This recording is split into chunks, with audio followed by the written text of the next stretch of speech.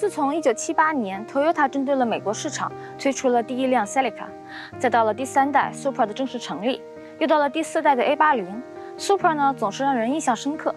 比如我们在头文字 D 里面也可以见到 Supra 的身影。然而到了2000年以后，日系性能车的发展脚步渐渐慢了下来。正当很多 GDM 的粉丝都在只能回忆过去的时候呢，新版 Supra 的出现着实让人激动不已。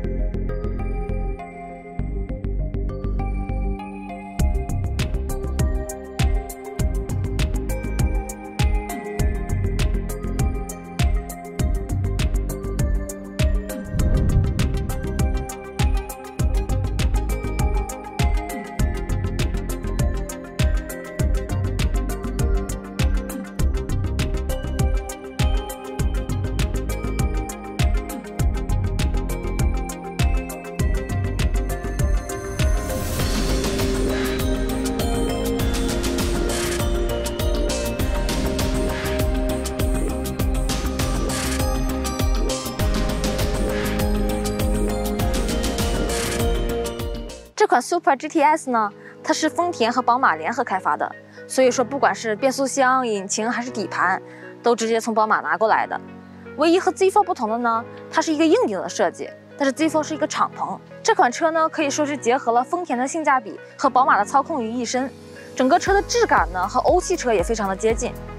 这款车在澳洲的售价是9万澳币，而国内没有销售。这辆车的外观由 Toyota 独立开发。一眼望去啊，我们其实可以看到很多第4代 A80 的身影，修长流线型的车头、窗框以及侧面的线条，跟 Toyota 在1960年开发的2000 GT 是如出一辙。车灯以及前机盖的线条也是利用了一个聚拢的设计，将你的视线直接拉到 Toyota 的标徽。大灯的造型呢也非常的立体，里面有2排的 LED 灯设计，从上到下做了一个凹陷，然后从侧面包裹过来，视觉上呢非常有层次感。车辆搭载的是19寸锻造铝轮毂，前245后275的米其林 PS4S 轮胎。这辆车的侧面也运用了很多流线设计。我们看车门线条从下到上一直延伸到车尾，有一种雷克萨斯家族的感觉，和我们上次拍的 LC500非常的相似。加上车顶部直接一条弧线拉到车尾，有一些概念车的感觉。这辆车的尾部呢有它自己独特的风格，我们可以看到车尾线条特别强调了视觉上的纵深和层次感。它运用了3层的设计，第一层呢是这个可爱像鸭屁股一样的尾翼，第2层呢是尾灯，形状呢也非常的犀利，第3层是后扰流板和排气。这个后备箱的容积作为一个跑车来说，我们也算可以接受。这辆车外观设计呢还藏了很多小心机。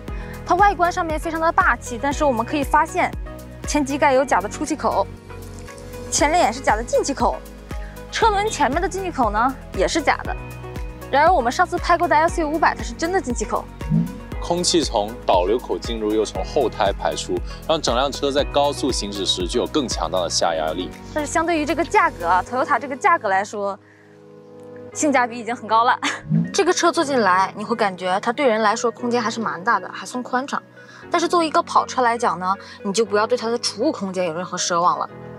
你会感觉它整个内饰设计风格和宝马非常的相似，虽然说它是由丰田独立设计的，但因为它很多组件都是由宝马提供的，比如说它的挡把，包括它的方向盘的材质、缝线、dashboard 的材质，还有座椅的缝线，都能看到宝马的身影。那如果你是一个宝马的车主呢，你坐进来会感觉根本不需要熟悉，非常的好上手。那由于整个车的内装呢，已经非常接近于欧系车的风格了，你坐进来不会感觉你坐的是 Toyota。它的座椅呢，采用的是真皮包裹，包覆性呢也非常的好，弹性还可以。这弹真不咋地哟，这么硬。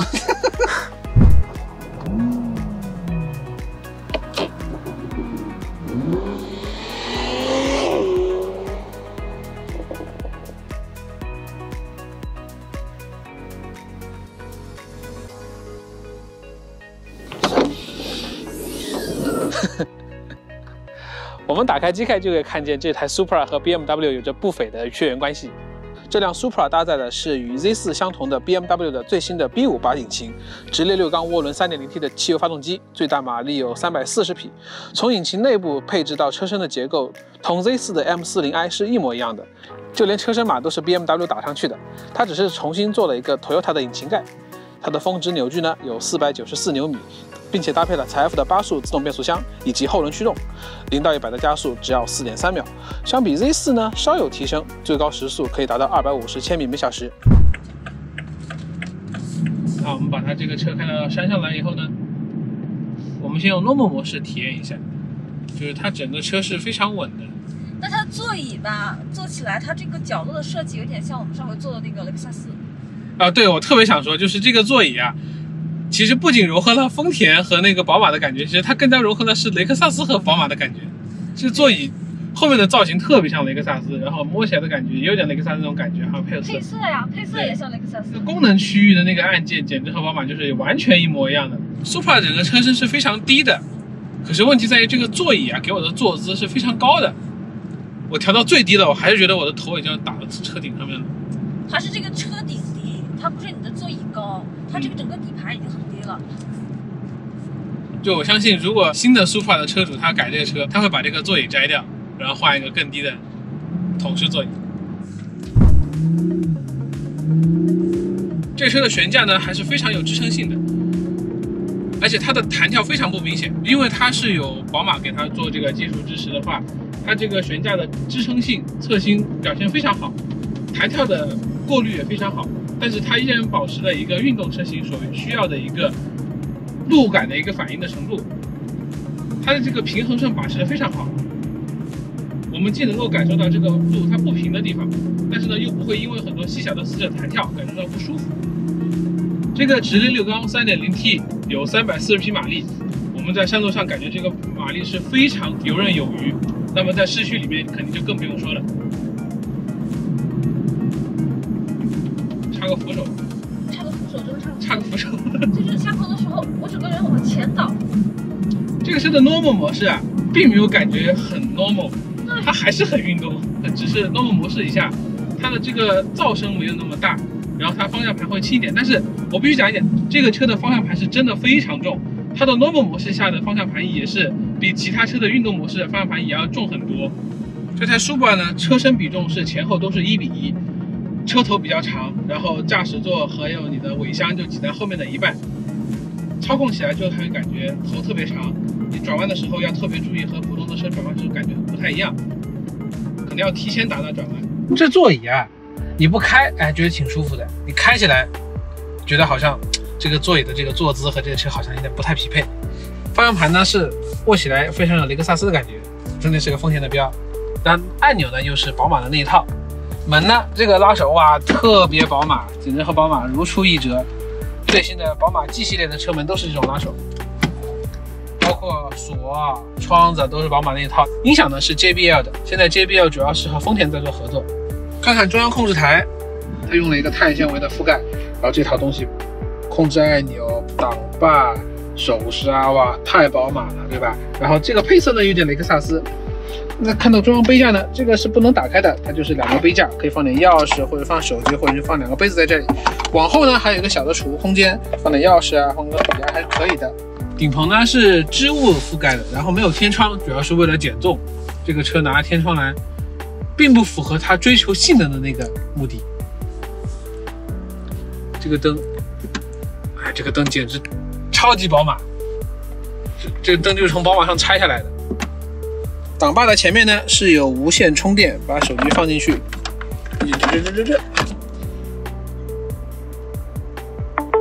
就来了。但它上面有个盖板，这盖板呢拿和放的时候好像有点不太方便。然后这里有一个 USB 插口，这里是一个点烟器，但这个点烟器现在是假的，你要买一个真的。这边储物空间也不大呀。不过这个空调设计还是挺好看的，银色的一个整个从驾驶位这边拉到副驾驶那边去。它这个空调设计有点像那个 Q8， 是的，就是一体贯穿式。这个一体贯穿带假的是。我来看看这个非常漂亮的门把，扶手下面藏了一个很小的储物格，我手都放不进去。摸摸我裤子的口袋，好像我裤子口袋还更大一点。这个仪表盘的设计还是非常新颖的，非常数字化，中间是转速，然后你的时速，这边这一块主要是到时候你有导航的时候，它会给你显示导航的地图和路标。这个操作系统呢，很有宝马的味道，但也不是100%一样，而且还是个触屏的，还是非常不错的。字体什么的，哎呀，都太宝马了。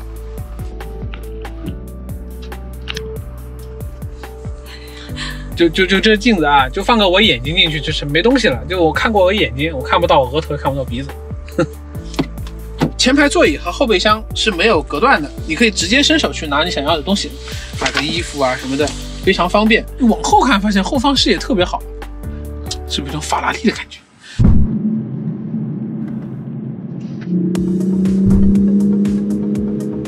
进入到运动模式以后呢，方向盘还是依然很重，它变得更重了。它这个排气很明显，就狂躁了起来，它一直维持在一个高的转速。路面反馈非常明显了。哎呀，这个抖比刚才更抖了，刚才已经很抖了，现在那个弹跳和抖动更明显了。但是你明显感觉到它抓地力还是非常充足的。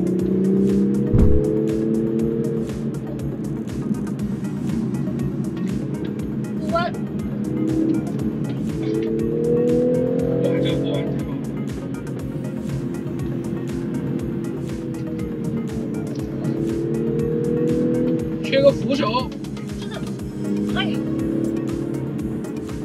它这个刹车有点。你不踩没有，一踩来的特别突然。这个车不管造型还是本身它的重心还有底盘都是非常低的，所以说你感觉还要低一点。对，贴地飞行，但是你感觉你车在贴地飞行，我人还是坐得很高，特别出戏。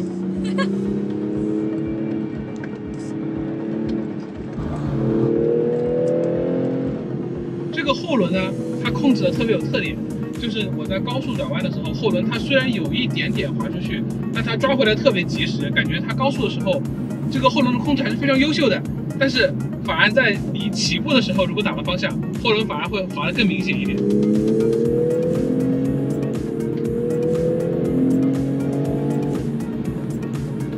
而且 ESP 的介入也没有那么明显，这车该有的晃动它还是会晃，它不会说一点点晃马上给你抓回来，给了驾驶员这个自由度还是非常高的。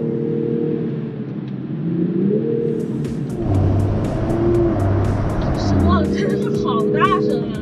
我们坐的比较低，而且靠后面，我耳朵都轰隆轰隆轰隆的。清晰的听到它的声浪。太棒了，这个车跑起来太棒了。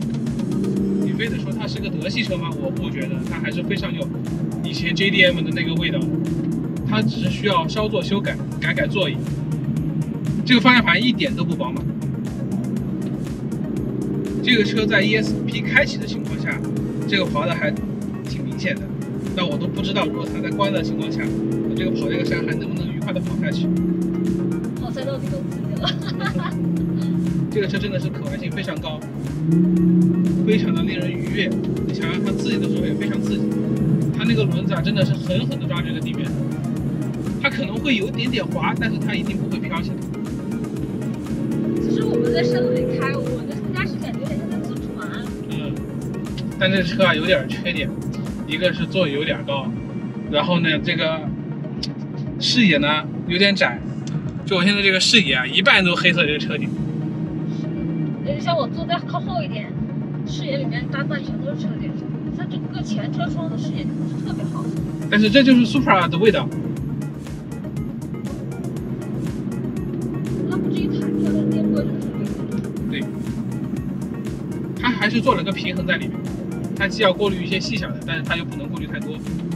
路面的凹凸不平，它还是得给你表现出来。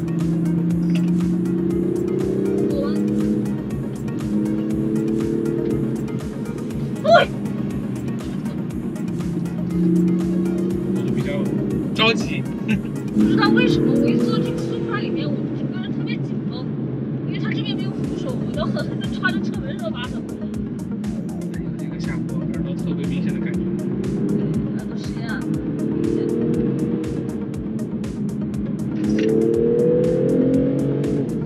这个车一经推出还是很有争议的，就不管是以前是 Supra 的粉丝，还是玩 JDM 的粉丝，他们觉得啊，这么一个充满了德味的 Supra 不正宗，不行。但是我还是希望大家能够理解一下，丰田能够以这么快的一个速度重新把这个车型给它复活掉，难道不应该真香吗？对不对？起码他给你把这个车型复活过来了呀。那你要有不满意的地方，对不对？你可以自己去改一改，把它做到你喜欢的样子。JDM 版大家不都是拿过来，这里不喜欢改掉，那里不喜欢改掉，对吧？座椅拆掉，方向盘换一个，换个赛车椅。对呀。换个赛车方向盘。对呀。尽管你有不满意的地方可以理解，但起码他给你把 Supra 做出来了呀，对不对？我相信真正喜欢 Supra 的人，还是愿意会去探索这款车能够在未来给你带来更多什么样的惊喜，包括你们的改造，包括对它的调教。我相信这款车还是能够创造奇迹的。而且这个价钱，你有这样的一个驾驶体验，这样的一个质感，性价比真的是很高啊！就丰田章男给了你一个机会，不再回忆过去，你也要给丰田一个机会，对不对？我们展望未来，展望未来，和他一起展望未来。现在的车已经不是说精专于一种信仰了，它这个 Supra 里面就融合了德系的质感呀、操控的一个手感呀，而且呢又不失于以前 GDM 的一种热情。他起码把性能给你做在这儿了，你要的德味、日味自己加去吧。不管从外观呀还是操控上都是很有趣的，还是非常吸睛的这个车。